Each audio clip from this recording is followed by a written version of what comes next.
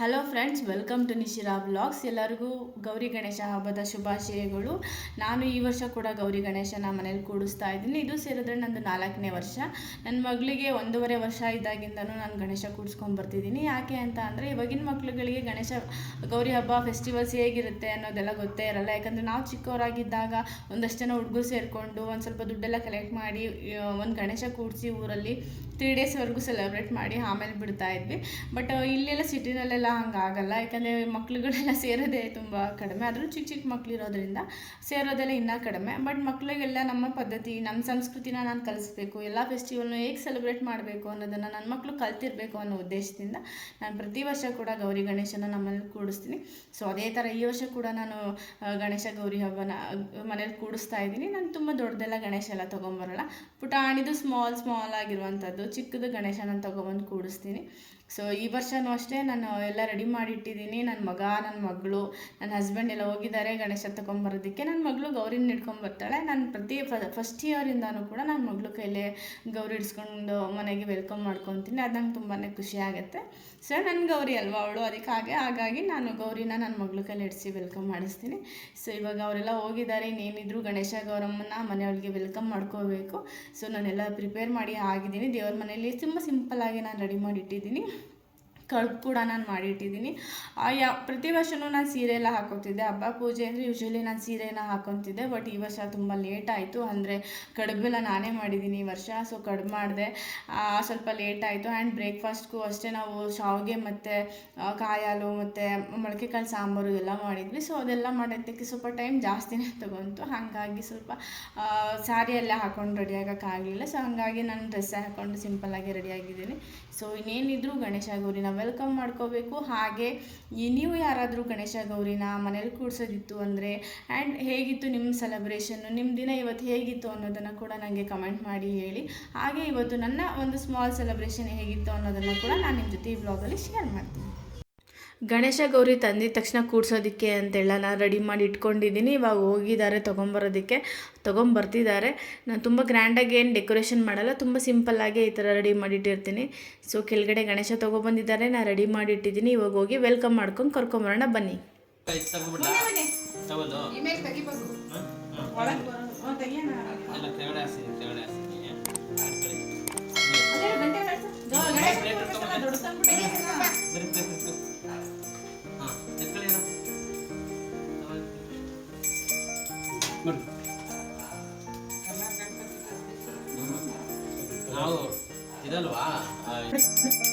ನೋಡಿ ನನ್ನ ಮಗ ಎಷ್ಟು ಚೆನ್ನಾಗಿ ಗಂಟೆ ಬಾರಿಸ್ತಿದ್ದಾನೆ ಅಂತ. ಅವ್ನು ಯಾವಾಗಲೂ ಅಷ್ಟೇ ಮನೇಲಿ ಯಾವ ಟೈಮಿಂಗ್ಸ್ ಅನ್ನೋಂಗಿಲ್ಲ. ಅವ್ನಿಗೆ ಯಾವಾಗೆಲ್ಲ ದೇವ್ರ ಮನೆಗೆ ಹೋಗಬೇಕು ಅನ್ಸುತ್ತೆ ಅವಾಗ ಹೋಗಿ ಗಂಟೆ ಹೊಡ್ಕೊಂಡಿದ್ದು ಮನೆ ತುಂಬ ಓಡಾಡ್ತಿರ್ತಾನೆ. ನಾನು ಗಣೇಶನ ಪೂಜೆ ಮಾಡಿ ವೆಲ್ಕಮ್ ಮಾಡೋಣ ಅಂತ ಮಾಡ್ತಿದ್ದೀನಿ. ನನ್ನ ಮಗ ದೊಡ್ಡವ್ರು ಗಣೇಶ ಗಂಟೆ ಹೊಡಿತಾರಲ್ಲ ಅದೇ ಥರ ಹೊಡಿತಿದ್ದಾರೆ. ನಾನು ಗಣೇಶ ಹಿಡ್ಕೋತಾನೆ ಅಂತ ಅಂದ್ಕೊಂಡಿದ್ದೆ. ಇಲ್ಲ, ಅವ್ನು ಇವಾಗಲೂ ಅಷ್ಟೇ ಗಂಟೆ ಹೊಡಿಯೋದ್ರಲ್ಲಿ ತುಂಬ ಬ್ಯುಸಿ ಇದ್ದಾನೆ.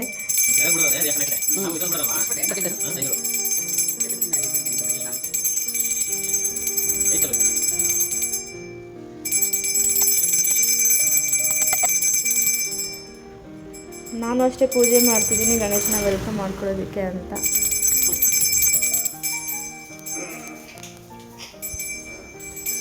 ನನ್ನ ಮಗಳು ಯಾವಾಗಲೂ ಗೌರಿ ಹಿಡ್ಕೊಂಬರ್ತಿದ್ಲು, ಗೊತ್ತಿಲ್ಲ ಈ ಸಲ ತಟ್ಟೆಗೆ ಹಾಕೊಂಡು ತೊಗೊಂಬರ್ತಿದ್ದಾರೆ.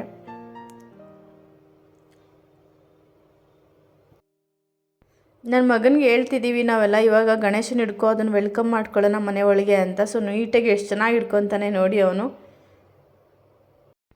ನನ್ನ ಮಗನಿಗಂತೂ ದೇವ್ರ ಮೇಲೆ ತುಂಬಾ ಭಕ್ತಿ. ಯಾವಾಗಲೂ ಹೋಗ್ತಾ ಇರ್ತಾನೆ ದೇವ್ರ ಮನೆಗೆ ಕೈ ಮುಗಿಯೋದು, ನಮಸ್ತೆ ಮಾಡೋದು, ಇಡೀ ಮನೆ ತುಂಬ ಗಂಟೆ ಹಿಡ್ಕೊಂಡು ಅಲ್ಲಾಡ್ಸೋದು, ಇದೇ ಕೆಲಸ ಮಾಡ್ತಿರ್ತಾನೆ. ನೋಡಿ ಎಷ್ಟು ಚೆನ್ನಾಗಿ ಹಿಡ್ಕೊಂಬರ್ತಿದ್ದಾನೆ ಇವಾಗಲೂ ಅವನು ಅಂತ.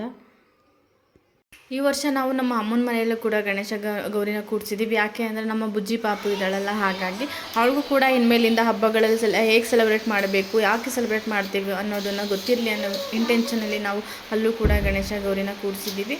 ಸೊ ಇದು ನೋಡಿ ನಮ್ಮ ಮನೆ ಗಣೇಶ ಗೌರಿ ಪೂಜೆ ಎಲ್ಲ ಆಗಿ ಎಷ್ಟು ಚೆನ್ನಾಗಿ ಕಾಣ್ತಿದೆ ಅಂತ. ಸೊ ಕಡುಬೆಲ್ಲ ನಿಜವಾಗ್ಲೂ ತುಂಬ ಟೇಸ್ಟಿಯಾಗಿ ಬಂದಿತ್ತು. ಆಮೇಲೆ ಅನ್ನಿಸ್ತು ಕಡುಬು ಕೂಡ ರೆಸಿಪಿನ ನಾನು ಶೇರ್ ಮಾಡಬೇಕಿತ್ತು ಅಂತ. ಪೂಜೆ ಆದಮೇಲೆ ನಾವು ಬ್ರೇಕ್ಫಾಸ್ಟ್ ಮಾಡಿದಾಗ 12:30 ಆಗಿತ್ತು. ಬ್ರೇಕ್ಫಾಸ್ಟ್ ಎಲ್ಲ ಮುಗಿಸಿ ನಾವು ಲಂಚ್ಗೆ ವಡೆ ಮಾಡೋಣ ಅಂತ ಡಿಸೈಡ್ ಮಾಡಿ ನಾವು ಇವತ್ತು ತಗಣಿಕಾಳು ವಡೆ ಮಾಡ್ತಿದ್ದೀನಿ. ಯೂಶ್ವಲಿ ಕಡಲೆಬೇಳೆ ವಡೆ ಮಾಡ್ತಿದ್ವಿ, ಬಟ್ ಬೇಡ ಅಂತ ಹೇಳಿ ತಗಣಿಕಾಳು ವಡೆ ಮಾಡ್ತಿದ್ದೀನಿ.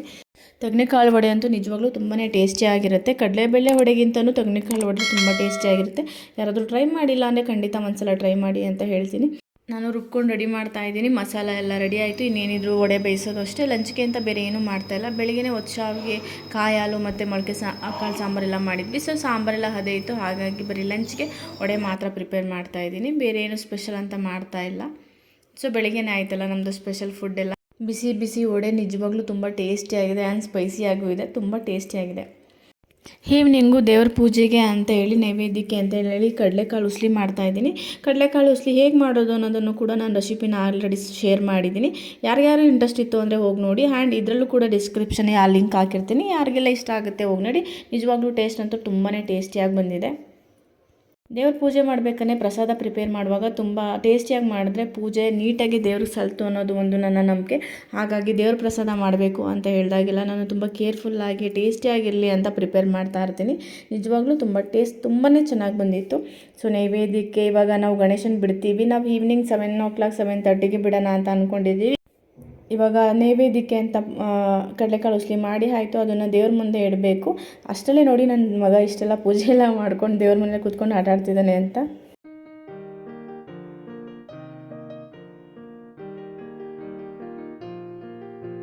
ನಾವು ಪೂಜೆ ಮಾಡ್ತಿದ್ವಲ್ಲ ಅದೇ ಥರ ನನ್ನ ಮಗನೂ ಕೂಡ ಹಣ್ಣೆಲ್ಲ ಹಿಡ್ಕೊಂಡು ಪೂಜೆ ಮಾಡ್ತಿದ್ದಾನೆ.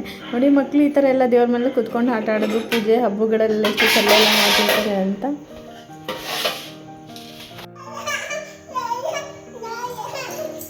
ಇವನು ಮತ್ತು ದೇವರಿಗೆ ಅಂತ ಹುರ್ಗಡ್ಲೆ ಮತ್ತು ಬೆಲ್ಲ ಎಲ್ಲ ತೊಗೊಬಂದು ಇಡ್ತಾಯಿದ್ರು ದೇವ್ರ ಮುಂದೆ ಹೇಳೋಣ ಪೂಜೆ ಮಾಡೋದಕ್ಕೆ ಅಂತ. ನನ್ನ ಮಗ ಬೆಲ್ಲ ನೋಡ್ಬಿಟ್ಟು ಬೇಕು ಅಂತ ಆಟ ಮಾಡ್ಕೊಂಡು ಕೂತಿದ್ದಾನೆ. ಸಮ್ಟೈಮ್ಸ್ ಅನಿಸುತ್ತೆ ಮಕ್ಕಳು ಲೈಫೇ ಎಷ್ಟು ಚೆನ್ನಾಗಿರುತ್ತೆ ಅಂತ ಅಲ್ವಾ. ನಾವು ಪೂಜೆ ಮಾಡಬೇಕಂದ್ರೆ ನೋಡಿ ಇಷ್ಟೆಲ್ಲ ತರಲೆ ಮಾಡ್ತಿರ್ತಾರೆ. ನಾವು ಏನಾದ್ರು ಪ್ರಸಾದ ಇಟ್ಟಿದ್ರೆ ಅದನ್ನು ತೊಗೊಂಡು ತಿಂತಾರೆ. ಅವಾಗ ಅನಿಸುತ್ತೆ ದೇವ್ರು ತಿಂದರೆ, ಮಕ್ಕಳು ತಿಂದರೆ ದೇವರೇ ತಿಂದಂಗೆ ಅಂತ ಅನಿಸ್ತು ಅನ್ನೋಷ್ಟು ಖುಷಿ ಆಗುತ್ತೆ. ಸೊ ಅವನಿಗೆ ಸ್ವಲ್ಪ ಬೆಲ್ಲ ಮತ್ತು ಹುರ್ಗಡ್ಲೆ ಸಿಕ್ಕಿದ ಖುಷಿಗೆ ಅದನ್ನು ತಾತಂಗೆ ಹೇಳೋಕ್ಕೆ ಹೋಗ್ತಿದ್ದಾನೆ ಅವನು. ನಾನು ಯೂಶ್ವಲಿ ಪೂಜೆ ಟೈಮಲ್ಲೆಲ್ಲ ನನ್ನ ಮಗನಿಗೆ ಕಚ್ಚೆ ಹಾಕೋಕ್ಕೆ ಇಷ್ಟಪಡ್ತೀನಿ. ಸೊ ಇವಾಗ ಹೋಗಿ ಅವನಿಗೆ ಕಚ್ಚೆ ಹಾಕಬೇಕು ನಾನು.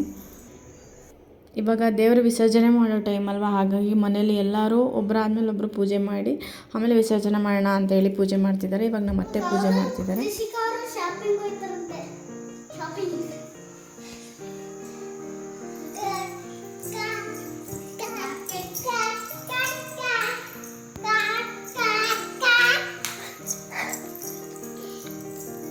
ನೋಡಿ ನನ್ನ ಮಗ ದೇವ್ರ ಮನೇಲಿರೋ ಒಂದು ತಟ್ಟೆ ಎತ್ಕೊಬಂದ್ಬಿಟ್ಟು ಹಣ್ಣು ಮಾರ್ತಿದ್ದಾನೆ.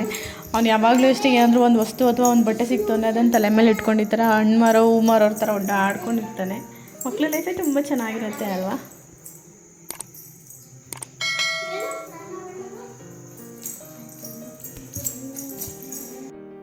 ಇವಾಗ ನನ್ನ ಮಗ ಪೂಜೆ ಮಾಡು ಅಂದರೆ ನಮಸ್ತೆ ಮಾಡ್ತಾನೆ. ನಮಸ್ತೆ ಮಾಡಿ ಬೆಲ್ಲ ಎತ್ಕೊಂಡು ಓಡೋಗ್ತಿದ್ದಾನೆ ನೋಡಿ. ದೇವ್ರ ಪ್ರಸಾದ ಸಲ್ತು ಅಂತಾನೆ ಅರ್ಥ. ಮಕ್ಕಳು ಈ ಥರ ಏನಾದರೂ ಪ್ರಸಾದಕ್ಕೆ ಅಂತ ಇಟ್ಟಿದ್ರೆ ಅದನ್ನು ತೊಗೊಂಡು ತಿಂತು ಅಂದರೆ ದೇವ್ರಿಗೆ ಸಲ್ತು ಅನ್ನೋ ಅಷ್ಟು ಖುಷಿ ಆಗುತ್ತೆ ನಮಗಂತೂ. ಅವ್ನಿಗೇನು ಬೇಕೋ ಅವ್ನು ತೊಗೊಂಡು ತಿಂತಿದ್ದಾನೆ ಆರಾಮಾಗೆ. ನಮ್ಮ ಮಾವ ರೇಗಿಸ್ತಾಯಿದ್ರು, ಯಾಕಂದರೆ ನಾನು ಅವನಿಗೆ ಹಾಲೆಲ್ಲ ಸಪ್ಪೆದೆ ಕೊಡೋದು. ಸಕ್ಕರೆ ಆಗಲಿ ಅಥವಾ ಬೆಲ್ಲ ಆಗಲಿ ಹಾಕಲ್ಲ. ಇವಾಗ ನಮ್ಮ ಮಾವ ರೇಗಿಸ್ತಿದ್ರು, ನೀನೇನು ಅವಾಯ್ಡ್ ಮಾಡ್ತೀವಿ ಅವನ್ನೆಲ್ಲ ತೊಗೊಂಡು ತಿಂತಿದ್ದಾನೆ ಅಂತ. ಸೊ ನಮಸ್ತೆ ಮಾಡು ಅಂದರೆ ಈ ಕಡೆ ತಿರ್ಕೊಂಡು ನಮ್ಮ ಕಡೆ ತಿರ್ಕೊಂಡು ಅಡ್ಡು ಬೀಳ್ತಿದ್ದಾನೆ ನನ್ನ ಮಗ. ಇವಾಗ ನಮ್ಮ ಮಾವ ಪೂಜೆ ಮಾಡ್ತಿದ್ದಾರೆ.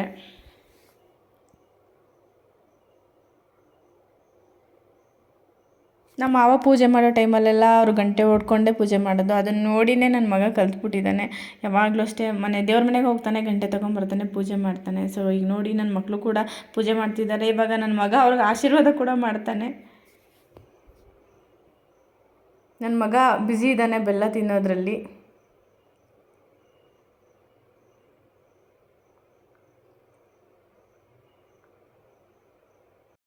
ನಾನು ವೀಡಿಯೋ ಮಾಡ್ತಿರೋದ್ರಿಂದ ನಾನು ಪೂಜೆ ಮಾಡೋದನ್ನು ವೀಡಿಯೋ ಮಾಡ್ಕೊಳಕ್ಕಾಗಲಿಲ್ಲ. ಸ್ಟ್ಯಾಂಡೆಲ್ಲ ತೊಗೊಬಂದಿಟ್ರೆ ನನ್ನ ಮಗ ಸ್ಟ್ಯಾಂಡ್ನೇ ತಗೊಂಡು ಹೊಟ್ಟೋಗ್ಬಿಡ್ತಾನೆ. ಸೊ ಹಂಗಾಗಿ ಅದನ್ನು ವೀಡಿಯೋ ಮಾಡ್ಕೊಳಕ್ಕಾಗಲಿಲ್ಲ. ಇವಾಗ ಪ್ರದೀಪ್ ಪೂಜೆ ಮಾಡಿ, ನಾವು ಪೂಜೆ ಮಾಡಿ ಆದಮೇಲೆ ದೇವ್ರ ವಿಸರ್ಜನೆಗೆ ಮುಂಚೆ ಅದನ್ನೆಲ್ಲ ಕದಲಿಸ್ಬೇಕು. ಅಂದರೆ ನಾವು ಏನೇನು ಇಟ್ಟಿರ್ತೀವಿ ಅದನ್ನೆಲ್ಲ ಹಲ್ಲಾಡಿಸಿ ಆಮೇಲೆ ನಾವು ಅದನ್ನು ತೆಗಿತೀವಿ.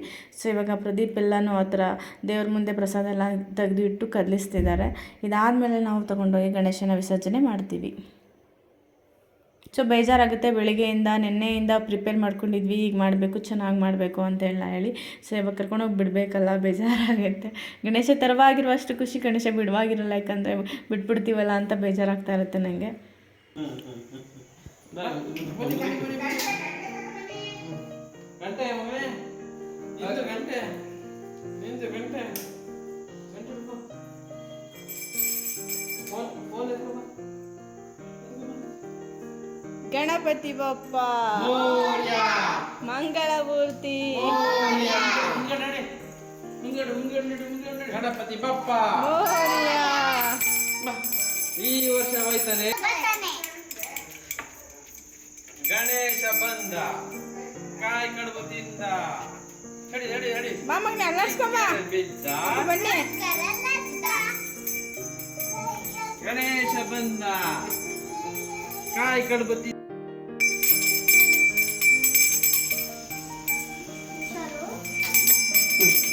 ಅಲರ್ಟ್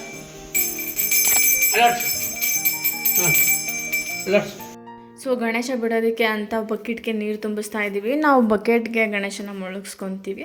3 ಡೇಸ್ ಆದಮೇಲೆ ಅದನ್ನು ತೊಗೊಂಡೋಗಿ ಮರದ ಕೆಳಗಡೆ ಬಿಡ್ತೀವಿ. ನೋಡಿ ಇವಾಗ ಗಣೇಶನ ಬಿಡಬೇಕು. ಬೇಜಾರಾಗ್ತಿದೆ ನನಗಂತೂ. ಬೆಳಿಗ್ಗೆಯಿಂದ ಗಣೇಶ ಕೂಡಿಸ್ತೀವಿ ಹಬ್ಬ ಅಂತೆಲ್ಲ ಖುಷಿಯಾಗಿದ್ವಿ. ಇವಾಗ ಬಿಡಬೇಕು. ಆದರೂ ಒಂಥರ ಚೆನ್ನಾಗಿರುತ್ತೆ, ಖುಷಿ ಅನಿಸುತ್ತೆ ನನಗೆ ಈ ಹಬ್ಬ ಎಲ್ಲ ಸೆಲೆಬ್ರೇಟ್ ಮಾಡೋದಕ್ಕೆ. ಗಣೇಶನ ವೆಲ್ಕಮ್ ಮಾಡೋ ಟೈಮಲ್ಲಿ ನಾವು ಎಷ್ಟು ಭಕ್ತಿಯಿಂದ ಪೂಜೆ ಮಾಡಿ ಮನೆ ಒಳಗೆ ಕರ್ಕೊತೀವಿ, ಅದೇ ಥರ ಗಣೇಶನ ವಿಸರ್ಜನೆ ಮಾಡೋ ಟೈಮಲ್ಲೂ ಕೂಡ ನಾವು ಅದೇ ಭಕ್ತಿಯಿಂದ ಪೂಜೆ ಮಾಡೇ ವಿಸರ್ಜನೆ ಮಾಡಬೇಕು. ಸೊ ಹಾಗಾಗಿ ನಾವು ಕೂಡ ಇಲ್ಲಿ ಪೂಜೆ ಮಾಡ್ತಾಯಿದ್ದೀವಿ. ಆ್ಯಕ್ಚುಲಿ ಸ್ವಲ್ಪ ಬೆಳಕು ಕಡಿಮೆನೇ ಇತ್ತು, ಯಾಕೆಂದರೆ ಕೆಳಗಡೆ ಮನೆಯಲ್ಲಿ ಆಂಟಿ ಅವರೆಲ್ಲ ಹೊರಗಡೆ ಹೋಗಿದ್ದರು. ಅವ್ರು ಲೈಟ್ ಆನ್ ಮಾಡಿರಲಿಲ್ಲ. ಲೈಟ್ ಆನ್ ಮಾಡಿದರೆ ಇನ್ನೂ ಸ್ವಲ್ಪ ನೀಟಾಗಿ ಚೆನ್ನಾಗಿ ಕಾಣ್ತಾ ಇತ್ತು. ಹೊರಗಡೆ ಹೋಗಿದ್ರಲ್ಲ, ಅವರು ತಂಗಿ ಮನೆಯಲ್ಲಿ ಗಣೇಶ ಕೂಡಿಸಿದ್ರು ಅಂತ ಅವರು ಕೂಡ ಗಣೇಶ ಬಿಡೋದಕ್ಕೆ ಅಂತ ಹೋಗಿದ್ದರು. ಸೊ ಹಾಗಾಗಿ ಜಸ್ಟ್ ನಾವು ಅಷ್ಟೇ, ನಮ್ಮ ಫ್ಯಾಮಿಲಿ ಮೆಂಬರ್ಸ್ ಅಷ್ಟೇ ನಾವು ಈ ಸಲ ಗಣೇಶ ಬಿಡ್ತಾಯಿದ್ವಿ. ಇಲ್ಲಾಂದರೆ ಕೆಳಗಡೆ ಮನೆ ಹುಡುಗರುಗಳು ಎಲ್ಲ ನಮ್ಮ ಜೊತೆ ಜಾಯಿನ್ ಆಗ್ತಿದ್ರು. ಲಾಸ್ಟ್ ಇಯರ್ ಅಷ್ಟೇ ಎಲ್ಲ ಎಷ್ಟೊಂದು ಜನ ಜಾಯಿನ್ ಆಗಿದ್ರು ಹುಡುಗರುಗಳೆಲ್ಲ ಕೆಳಗಡೆ ಇರೋರು. ಬಟ್ ಈ ವರ್ಷ ನಾವು ಅಷ್ಟೇ, ನಮ್ಮ ಫ್ಯಾಮಿಲಿ ಮೆಂಬರ್ಸ್ ಅಷ್ಟೇ ನಾವು ಈ ವರ್ಷ ಗಣೇಶ ಬಿಡ್ತಾಯಿದ್ದೀವಿ.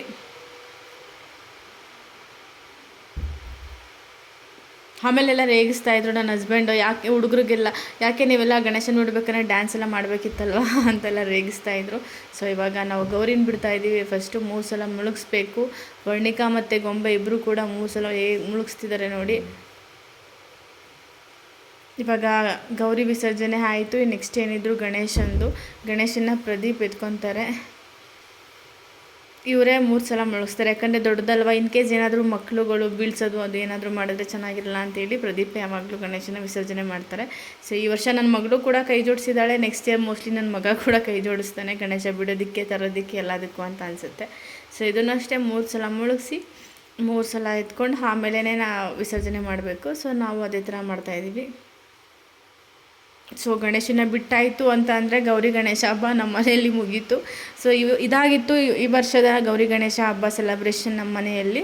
ಇವತ್ತಿನ ವ್ಲಾಗ್ ಯಾರಿಗೆಲ್ಲ ಇಷ್ಟ ಆಯಿತು ಅವರು ಪ್ಲೀಸ್ ಲೈಕ್ ಶೇರ್ ಕಮೆಂಟ್ ಮಾಡೋದನ್ನು ಮರಿಬೇಡಿ. ಹಾಗೆ ಯಾರಾದರೂ ಗಣೇಶ ಗೌರಿ ಕೂಡಿಸಿದ್ರೆ ನಿಮಗೆ ಹೇಗೆ ಅನ್ನಿಸ್ತು, ಎಷ್ಟು ಖುಷಿ ಆಯಿತು ಅನ್ನೋದನ್ನು ಕೂಡ ನನಗೆ ಕಮೆಂಟ್ ಮಾಡಿ ಹೇಳಿ. ಸೊ ಇವತ್ತಿನ ವ್ಲಾಗ್ನ ನಾನು ಇಲ್ಲಿಗೆ ಎಂಡ್ ಮಾಡ್ತಿದ್ದೀನಿ. ಹಾಗೆ ಯಾರೆಲ್ಲ ನನ್ನ ವ್ಲಾಗ್ನ ನೋಡ್ತಿದ್ರು ಅವರು ಪ್ಲೀಸ್ ನನ್ನ ವ್ಲಾಗ್ಗೆ ಸಬ್ಸ್ಕ್ರೈಬ್ ಆಗಿ ಅಂತ ಹೇಳ್ತಾ ನೆಕ್ಸ್ಟ್ ಮುಂದಿನ ಬ್ಲಾಗಲ್ಲಿ ಸಿಗ್ತೀನಿ. ಅಲ್ಲಿವರೆಗೂ ಶುಭ ದಿನ. ಹ್ಯಾಪಿ ಗಣೇಶ ಗೌರಿ ಹಬ್ಬ ಒನ್ಸ್ ಅಗೈನ್.